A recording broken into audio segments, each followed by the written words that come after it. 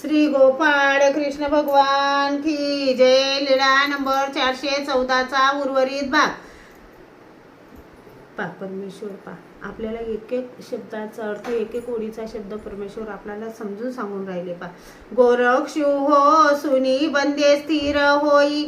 ज्यांनी आपली इंद्रिये जिंकलेली आहेत, म्हणजे ज्या व्यक्तीने आपली सगळी इंद्रिये ताब्यात ठेवलेली आहे त्यांना गोरक्ष म्हणतात.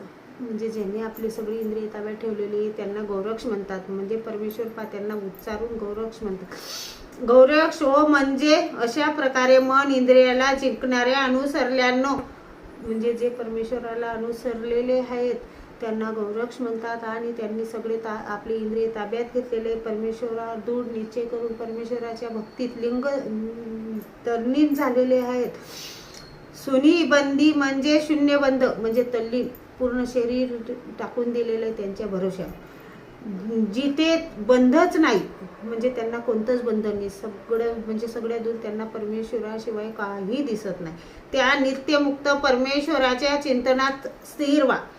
म्हणजे आपण असं परमेश्वराच्या चिंतनात स्थिर झालं पाहिजे, जेणेकरून आपल्याला कोणीच दिसलं नाही पाहिजे.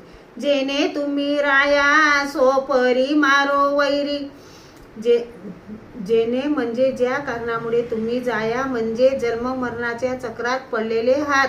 सो परी मारो वैरी, म्हणजे कितीही तुमच्या सोबत यमही आले तरी ते भी तुम्हाला भेटेल असं तुम्ही कार्य करा.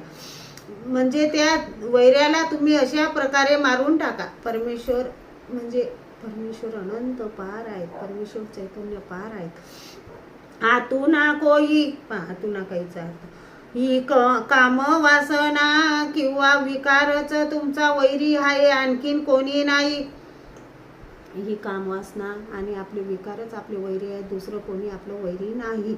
पाचे पंचायन, पाचही विषयाची, पाचही आश्रय स्थाने. पाचे जण हो, पाचही जे इंद्रिय आहेत ते. धावतीयाना आणि स्थायी, आपल्याला विषयात भटकवतात. आपलीच इंद्रिय आपल्याला विषयात भटकवतात.